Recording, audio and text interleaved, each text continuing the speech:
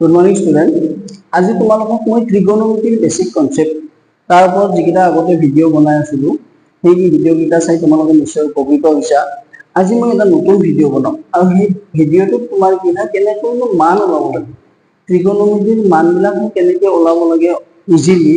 সেই চাৰ্টখন মুখস্থ কৰাটো মানে কি হয় ইজি, কিন্তু মুখস্থ কৰাটো যদি তোমালোকে মুখস্থ নকৰাকৈ সেইটো অনায়াসে কৰিব পাৰা তেতিয়াহ'লে সেইটো আৰু বেছি ভাল। সব সেইটো মই ট্ৰিক শিকাই আছো। সব আমি প্ৰথমতে কি লিখিম, প্ৰথমতে আমি 0 30 ডিগ্ৰী 45 ডিগ্ৰী 60 ডিগ্ৰী 90 ডিগ্ৰী এনেকৈ ভ্যালু কেইটা লিখি লৈছো। এই ভ্যালু কেইটা লিখাৰ পিছত কি কৰিছো আমি 0 1 2 3 4 এনেকৈ লিখিছো। কি লিখি লৈছো, প্ৰথম 0 ডিগ্ৰী 30 ডিগ্ৰী 45 ডিগ্ৰী 60 ডিগ্ৰী আৰু 90 ডিগ্ৰী লিখি লৈছো। তাৰপিছত আমি 0 1 2 3 4 এনেকৈ লিখি লৈছো। তাৰ নেক্সট স্টেপত আমি কি কৰিছো, অল দা 4 ডিজিটস, এই ডিজিট কেইটা আমি কি কৰিছো, এই নাম্বাৰ কেইটা আমি 4 এৰে ডিভাইড কৰি দিছো। সো ডিভাইড বাই 4 ডিভাইড বাই 4 ডিভাইড বাই 4 ডিভাইড বাই 4 ডিভাইড বাই 4। তাৰপিছত এইটো সিম্পলিফাই কৰাৰ পিছত কি হৈছে, এইটো 0 পাম, এইটো 1/4 পাম, এইটো পাম হাফ, এইটো হ'ব তোমাৰ 3/4 আৰু এইটো হ'ব 1। এইখিনি পাই গ'ল। তাৰপিছত আমি কি কৰিম, গোটেইকেইটাৰ স্কুৱেৰ ৰুট ল'ম। Square root 0, square root 1/4, square root 1/2, square root 3/4, square root 1। So square root of 0 is equal, এতিয়া ইয়াতে লিখিম আমি sin 0, আমাৰ কি হয় এইটো sin 0 ডিগ্ৰী ভ্যালু কি হ'ব, square root of 0 is 0, so sin 0 degree মানে হৈছে 0। sin 30 ডিগ্ৰী 1 ৰ square root 1, 2 4 ৰ হ'ব 2 হাফ। তাৰপিছত এইটো কি হ'ব 45 ডিগ্ৰী 1/√2, তাৰপিছত 60 ডিগ্ৰী ভ্যালু হ'ব √3/2 আৰু 1 ৰ 1 হ'ল। এই ভ্যালু কেইটা যদি আমি এইটো আছিল কি আমাৰ ইনক্ৰিজিং অৰ্ডাৰ, মানে ঊৰ্ধ্বক্ৰমত লিখিছিলো, সৰুৰ পৰা ডাঙৰলৈ 0 1 2 3 4 এনেকৈ লিখিছিলো। এইবাৰ আমি যদি সেই সংখ্যাকেইটা 4 ৰ পৰা ষ্টাৰ্ট কৰি দিওঁ, অৰ্থাৎ এই নাম্বাৰ কেইটা আমি 90 ডিগ্ৰী ইয়াৰ পৰা ষ্টাৰ্ট কৰি দিওঁ, তেতিয়াহ'লে এইটো কছৰ ভ্যালু পাম। যদি অৰ্ধক্ৰমত লিখো মানে ডাঙৰৰ পৰা সৰুলৈ লিখো তেতিয়াহ'লে কি হ'ব, এইটো 90 ডিগ্ৰীটো ডাঙৰ, গতিকে 90 ডিগ্ৰী ভ্যালু দিছো 1। This is the 0 degree of cos, cos 0 ডিগ্ৰীৰ মান হৈছে 1। cos 30 ডিগ্ৰী হ'ব √3/2, cos তোমাৰ কি হ'ব 45 ৰ ভ্যালু 1/√2, cos হেতুৰ ভ্যালু হ'ব 60 ডিগ্ৰী ভ্যালু হাফ আৰু cos 0 ডিগ্ৰী হ'ব 0। গতিকে আমি এইখিনি বস্তু পাই গ'লো। এইকেইটা মান আমি কি গ'লো, সাইনৰ ভ্যালু পালো, cosৰ ভ্যালু পালো, আৰু তোমাৰ কি হয় সাইন আৰু cosৰ ভ্যালু যদি পাওঁ তেতিয়াহ'লে আমি কি কৰিম, অনায়াসে tan ৰ ভ্যালু পাব পাৰিম। কাৰণ আমি জানো tan থিটা ইকুৱেল sin থিটা বাই cos থিটা হ'ল। যেহেতু tan থিটা ইকুৱেল sin থিটা বাই cos থিটা, সো 0 ডিগ্ৰী যদি হয় tan, ইয়াৰ পিছত আমি tan ৰ ভ্যালু যদি লিখিব লগা হয় tan ৰ ভ্যালু লিখিব লাগে, এইটো 0/1 0 পাম, tan 0 = 0, এইটোৰে এইটো ডিভাইড কৰিলে হাফ বাই √3/2, 2 2 কেনসেল যাব 1/√3, আৰু এইটো ভ্যালু পাম আমি √2 কেনসেল কৰিলে 1, এইটো ভ্যালু পাম √3, আৰু এইটো হ'ব নট ডিফাইন মানে ইনফিনিটি, এইটো হৈছে সংখ্যাবদ্ধ নহয় যেহেতু 1/0 পাইছো হ'ল। এই ভ্যালু কেইটা পাইছো মানে এই তিনিটাৰ ভ্যালু যদি সাইনৰ অপোজিট কি আছিল cosec, মানে sin 0 ডিগ্ৰী যদি 0 হয় তেতিয়াহ'লে সাইনৰ অপোজিট কি হ'ব, cosec 0 ডিগ্ৰী কি হ'ব, cosec 0 ডিগ্ৰী কি হ'ব 1/sin 0 degree.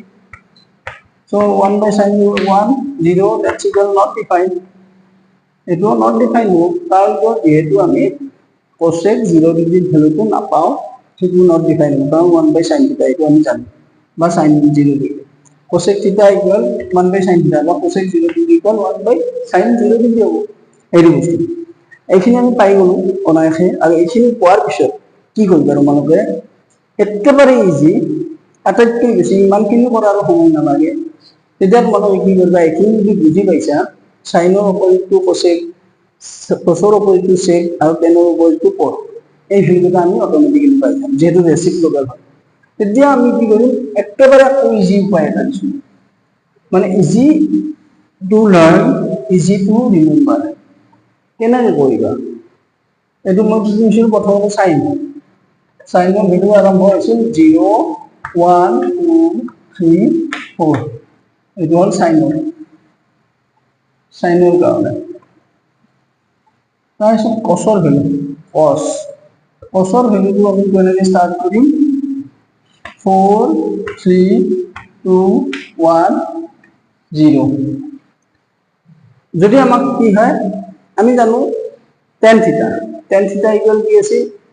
sin theta by cos theta suppose আমাক কি লাগে sin 60 ডিগ্রি ভ্যালু লাগে sin 60 ডিগ্রি আমি কোনটো নাম্বার পাইছো 3 পাইছো যেহেতু sin 60 ডিগ্রি আমি 3 পাইছো গতিকে আমি কি কৰিম 3 divided by 4 তাৰপিছত root over লম root over লোৱাৰ পিছত তোমাৰ কি square root of 3 is root 3